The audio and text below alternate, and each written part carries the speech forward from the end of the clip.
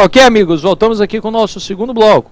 Dando seguimento ao nosso estudo, dando sequência ao nosso trabalho, eu falei dos pontos de equiparação e a gente terminou na tela, olha lá, os pontos em que os servidores de ente governamental de direito privado, ou seja, dos empregados ou empregados públicos, eles se equiparam aos servidores públicos. Não são servidores, mas se equiparam aos servidores públicos em alguns aspectos e esses foram os pontos que nós apresentamos aí, ok? E aí chegamos na terceira espécie classificatória aqui, chegamos nos particulares em colaboração. Já falamos dos agentes públicos, já falamos dos servidores estatais, como gênero de servidores públicos e de empregados públicos, e agora chegamos aqui para falarmos dos particulares em colaboração. O próprio nome diz, é um particular que está ajudando o Estado, colaborando com o Estado, e nem por isso ele perde a qualidade e a natureza de particular, mas em um dado momento ele vai exercer o quê? Uma função pública. Então a ideia é exatamente essa. Ele não perde a sua natureza de particular, mas num dado e determinado momento, em um dado e determinado momento, nós teremos o que, Éden? Nós teremos o exercício de uma função pública. Então, como o próprio nome sugere, é um particular que está em colaboração com o poder público, em colaboração com o interesse público. Não perde a qualidade de particular por causa disso, não perde, mas exerce função pública. Então na tela, olha lá, dentro do estudo agora, não mais do 2.2, e sim agora do 2.3, quando falamos aqui de particulares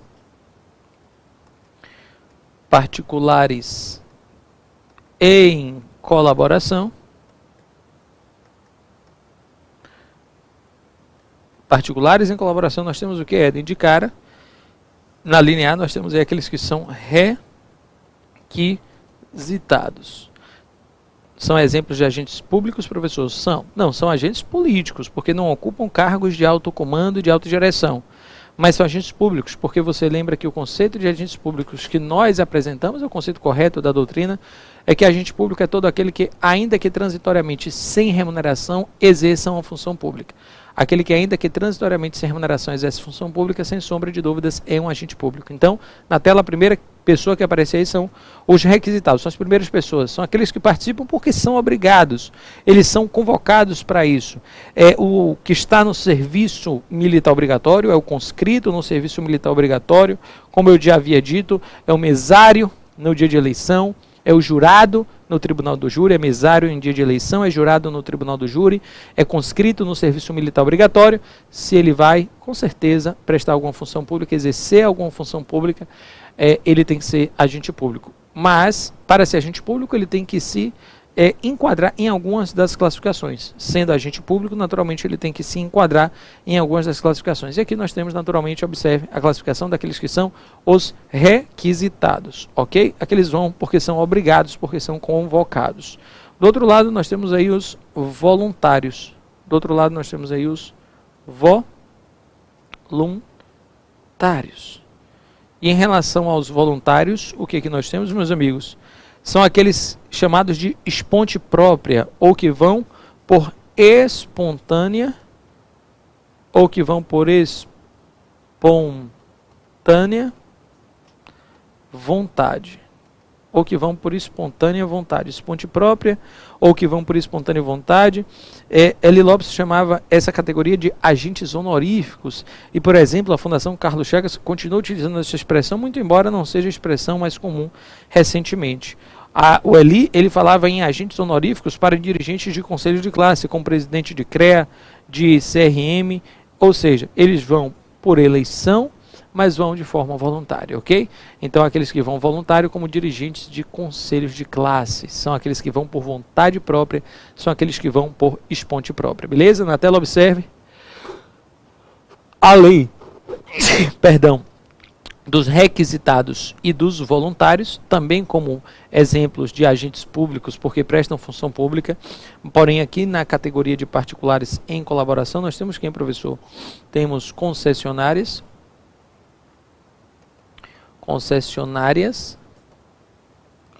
e permissionárias. Temos concessionárias e permissionárias de serviços públicos.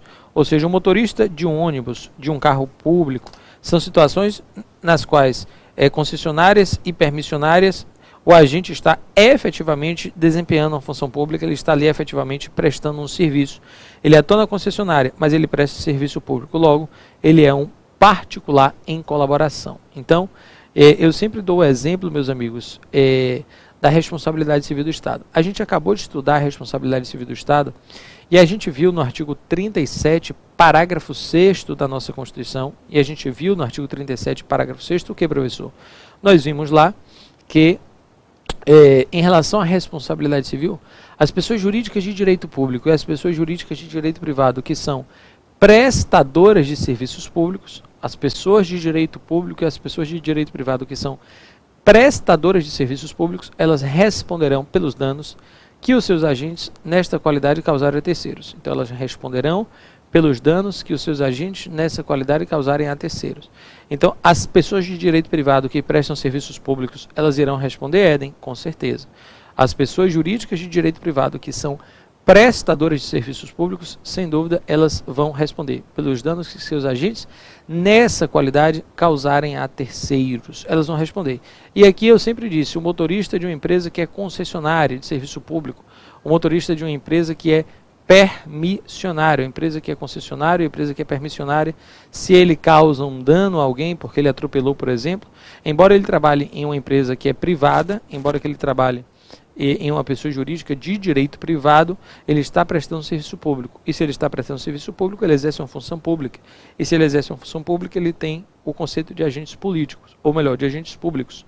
E se ele possui esse conceito de agentes públicos, se ele se enquadra no conceito de agentes públicos, isso significa o que, professor? Se ele se enquadra no conceito de agentes públicos, isso significa efetivamente o quê? Enquadrou-se no conceito de agentes públicos, significa que ele tem que se enquadrar também em algumas das classificações. E qual é a classificação aqui especificamente na qual ele se enquadra?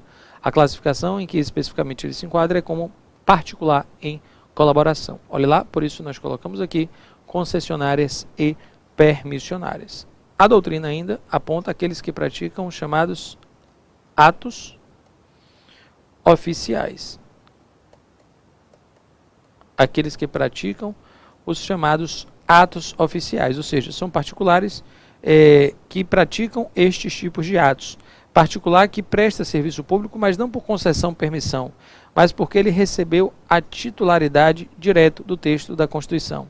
Serviços como saúde, educação, a Constituição, ela confere, ela dá à administração, mas diz que o particular ele também pode fazer. Então, o que nós temos? A titularidade está nas mãos do particular para que ele pratique esse ato oficial. Uma lei não pode dar a titularidade de um serviço público a um particular, porque a gente sabe que só pessoas públicas podem receber da lei a titularidade. O particular, a lei só pode dar a execução. Mas se por um lado a lei não pode dar a titularidade, por outro a Constituição pode. Então a lei não pode dar a titularidade, mas a Constituição ela pode. A lei não pode dar a titularidade, mas a Constituição ela pode sim atribuir, ela pode sim dar essa titularidade. Beleza, meus caros? Tudo jóia? Tudo tranquilo? Então na tela, venha comigo. Nós temos aí, então você tem aí particulares em colaboração, como requisitados, como voluntários, como aqueles que trabalham em concessionárias e permissionárias, como aqueles que praticam atos oficiais, como aqueles que praticam atos oficiais, e por fim, como letra E aqui, eu vou colocar quem? Aqueles particulares em colaboração que vão pelo Instituto da Locação Civil. Particulares em colaboração que vão pelo Instituto da Locação Civil. E a locação civil é um contrato de prestação de serviço lá do direito privado. Acontece muitas vezes de administração celebrar um contrato de locação civil, muitas vezes para uma sustentação oral num tribunal ou para um parecer em uma situação específica, ok? Então, eu vou contratar para fazer uma sustentação oral no Supremo Tribunal Federal para defender o Estado. Para defender o Estado no Supremo Tribunal Federal, eu vou contratar quem, Éden? Eu vou contratar o melhor advogado que tem. E aí eu vou contratar por locação civil. Ou eu vou contratar um maior parecerista que tem para aquele meu problema. Então, se o Estado contrata o melhor advogado, nesse exemplo, ou no outro exemplo, se ele contrata o melhor parecerista para resolver o seu problema, a sua situação, esse sujeito, ele é um agente público? É, porque ele exerce função pública. Mas ele se enquadra em que categoria? Ele é agente político? Não. Ele é servidor estatal? Não. Ele é particular em colaboração, ok? Dentro do servidor estatal, ele não é nem servidor público, nem empregado público. Ele é o que, professor? Aqui embaixo ele vai ser particular em colaboração. Então, na tela, observe, você tem aí como particulares em colaboração, os requisitados, os voluntários, as concessionárias e permissionárias, aqueles que praticam atos oficiais, aqueles que praticam atos oficiais, e o que mais, professor? Aqueles que vão pelo Instituto da Locação Civil, ok? Aqueles que vão pelo Instituto da Locação. Na tela, observe comigo o que nós temos aqui. Então, nós temos aqui, além de generalidades e conceito, que já falamos, além de classificação, para terminar, agentes públicos, vamos agora partir diretamente para análise da disciplina constitucional. Para terminar, agentes públicos, vamos aqui diretamente para a análise da disciplina constitucional. Disciplina constitucional é exatamente isso que nós temos que identificar. Já falamos aqui sobre a classificação, você viu aí os agentes políticos nos cargos de alto comando, servidores estatais que trabalham no Estado em pessoa pública, como servidores públicos em pessoas privadas, como empregados ou servidores de ente governamental de direito privado, que não são servidores públicos, mas que, como você vê aqui, se equiparam aos servidores públicos em alguns aspectos. E aí no tópico 3 você enxerga os chamados particulares em colaboração. E aí no tópico 3 você encontrou quem? Os particulares em colaboração. Particulares em colaboração. Terminamos a lista desses particulares e agora vamos para o último tópico do estudo dos agentes políticos. Vamos para a análise da disciplina constitucional. Vem comigo, close na tela, olha lá. Vamos aqui, portanto, para o terceiro tópico do estudo de agentes políticos. Vamos para a análise da disciplina constitucional.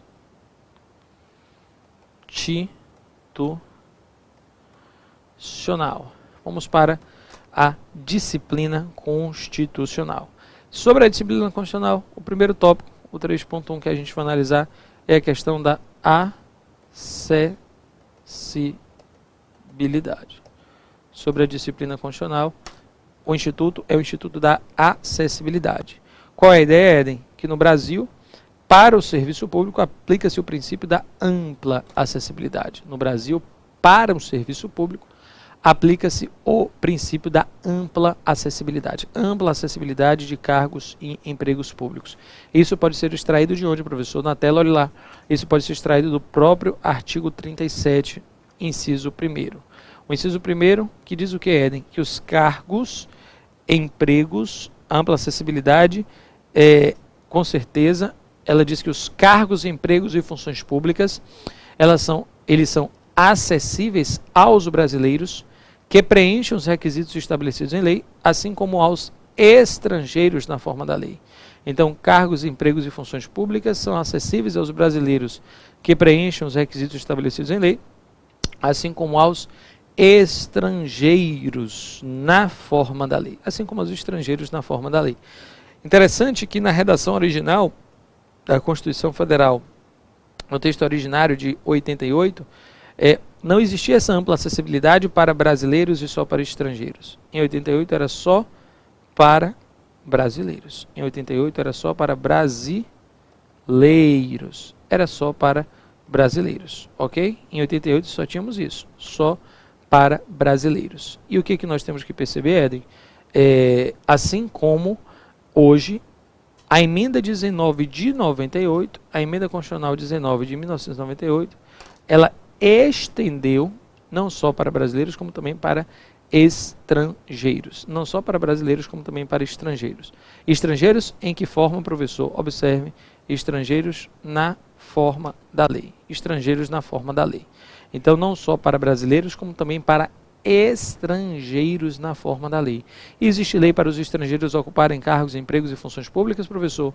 Sim, hoje esse regime ele existe, cargos, empregos e funções públicas, hoje esse regime ele existe para professores e pesquisadores em universidades públicas. Então, para professores e pesquisadores em universidades públicas, aí sim, você tem esse sistema, você tem esse modelo, ok?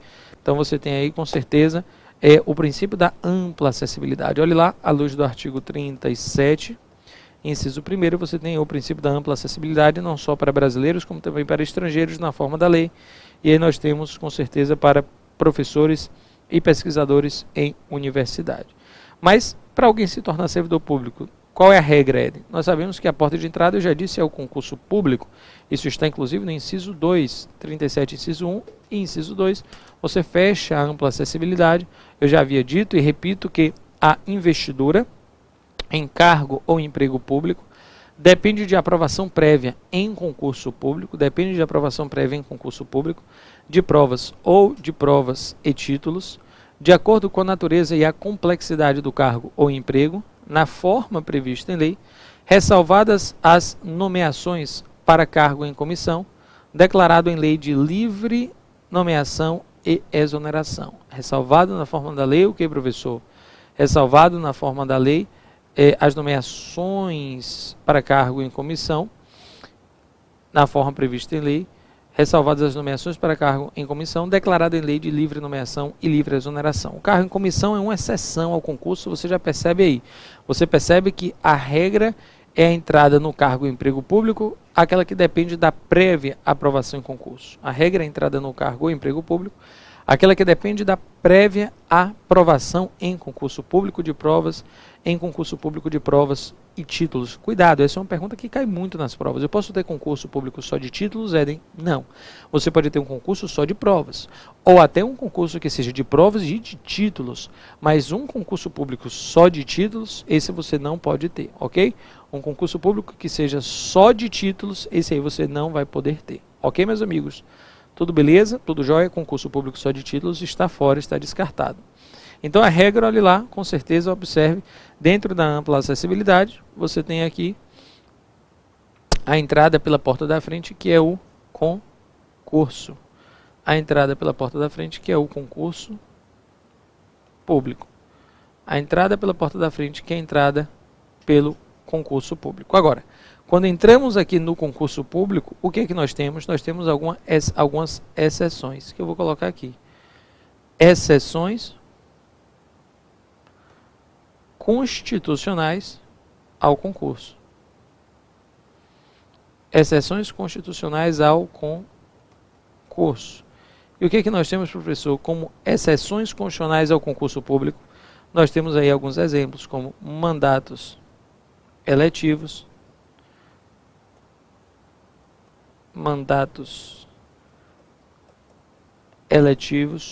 nós temos os cargos em comissão, eu vou falar de cada um deles, mas além dos mandatos eletivos, nós temos aí os cargos em comissão. Além dos cargos em comissão, temos o que também, professor? Nós temos os temporários, além dos cargos em comissão, nós temos também aí aqueles que ocupam os chamados cargos temporários. Mas precisamos explicar todas essas situações. Você tem aí, como primeira exceção, o mandato eletivo. Por quê? Porque, como diria Celso Antônio Bandeira de Mello, na Câmara 2, me acompanha, olhe lá, como diria Celso Antônio Bandeira de Mello, o mandato eletivo, ele sai da regra da escolha técnica, da escolha meritória, e vai para a escolha política. Então, você não precisa fazer concurso público para ocupar um cargo eletivo. É óbvio, né? É só você observar o perfil das pessoas que ocupam cargos eletivos no Brasil. É da pior qualidade. É de um modo geral, claro, é de péssima qualidade o perfil das pessoas que ocupam cargos públicos eletivos em nosso país. Por quê? Porque a escolha não é meritória, porque você tem situações em que coronéis elegem cachorros para ocuparem os cargos de vereador, prefeito, deputado estadual, federal, distrital, senador, governador, presidente.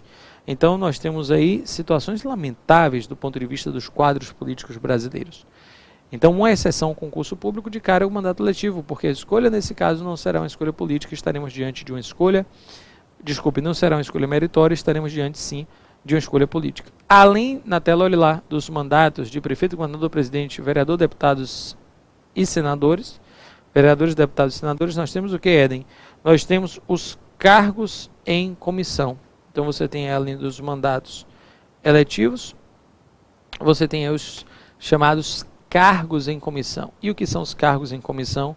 Os cargos em comissão são aqueles demissíveis ad nutum. Cargos em comissão são os cargos demissíveis ad nutum. Vale dizer, são aqueles cargos previstos em lei de livre nomeação e livre exoneração.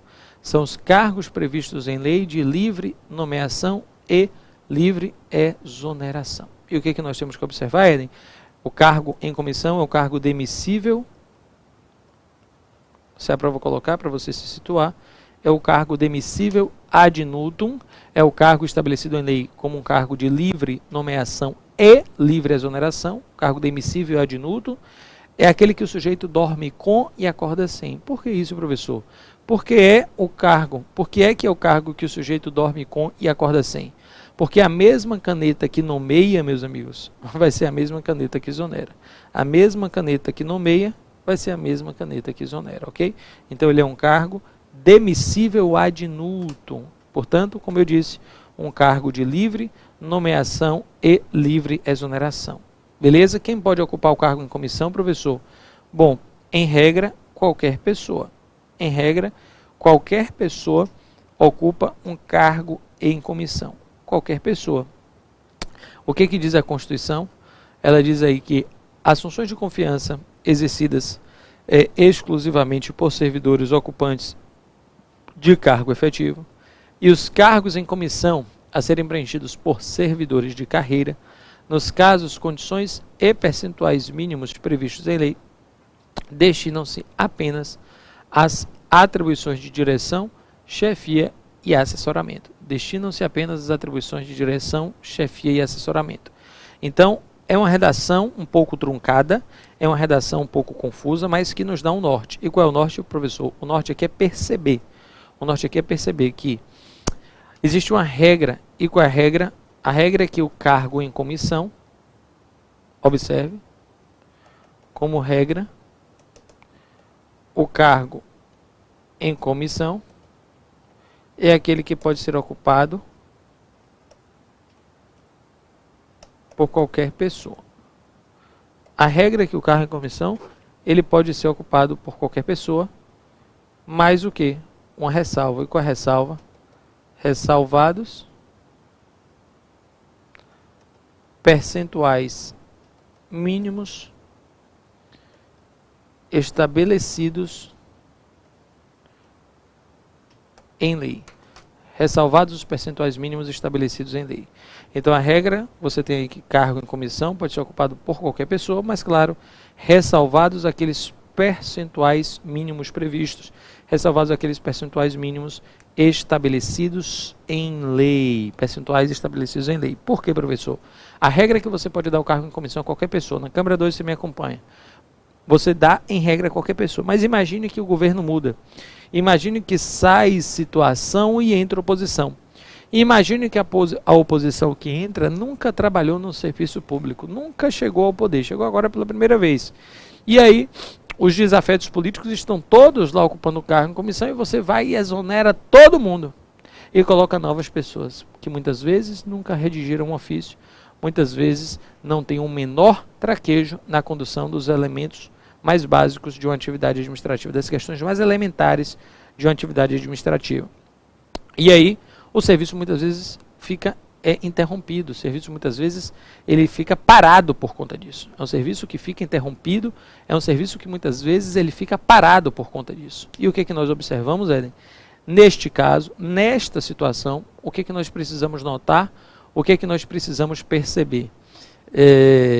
O princípio da continuidade está aí para quê? O princípio da continuidade, ele está aí justamente, o princípio da continuidade, ele está aí justamente, para quê, professor? Justamente para dizer que o serviço não pode parar, que o serviço público deve ser contínuo, que a sua prestação ela deve se dar de modo ininterrupto. E preocupado com isso, o que o Constituinte fez? Bom, cargo em comissão é qualquer pessoa, né? Essa é uma regra. Eu tenho que estabelecer a exceção, eu tenho que estabelecer um salvo, o salvo vai ser exatamente a ressalva. E a ressalva vai ser para dizer o que, professor? A ressalva vai ser para dizer o quê? Que alguns percentuais mínimos estabelecidos em lei terão que ser para servidores de carreira. que alguns percentuais mínimos previstos, que alguns percentuais mínimos estabelecidos em lei, serão para servidores de carreira, ou seja, aqueles que já tinham cargo efetivo, ou seja, eu já tenho o meu posto aqui de cargo efetivo, e eu vou sair do meu cargo efetivo e vou passar a ocupar um cargo em comissão. Eu não fico lá no cargo efetivo. Eu saio daqui do meu cargo efetivo e passo para cá para ocupar um cargo em comissão. Por quê? Porque eu estou dentro daqueles percentuais mínimos estabelecidos em lei. Mas a regra é que quem vai exercer o cargo em comissão é qualquer pessoa, ainda que nunca tenha trabalhado no serviço público, ainda que não tenha nenhuma ideia, não saiba nada sobre isso. Essa é uma ideia, beleza? Na tela, observe comigo. Bom, cargo em comissão, como regra, qualquer pessoa, mas com a ressalva dos percentuais mínimos estabelecidos em lei, que devem ser ocupados por servidores de carreira. Que devem ser ocupados por servidores de carreira. Percentuais mínimos estabelecidos em lei que devem ser ocupados por servidores de carreira. Beleza?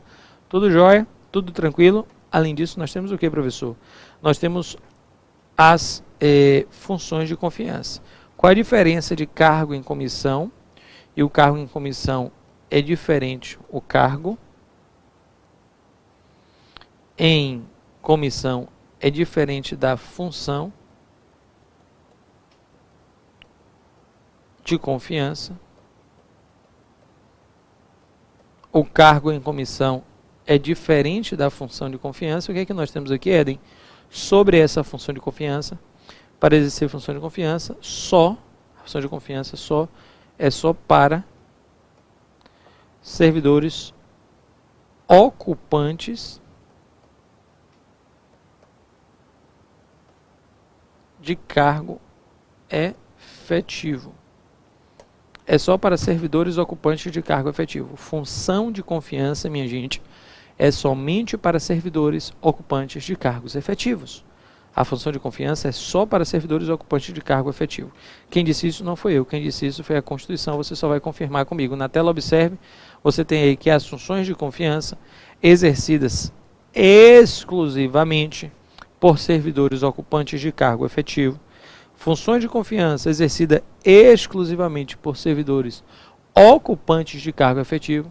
E, por outro lado, os cargos em comissão a serem preenchidos por servidores de carreira, nos casos, condições, ou seja, não precisa nem ler o resto. Ele já tinha dito aqui, já deu a dica no início. Função de confiança é o que, Éden?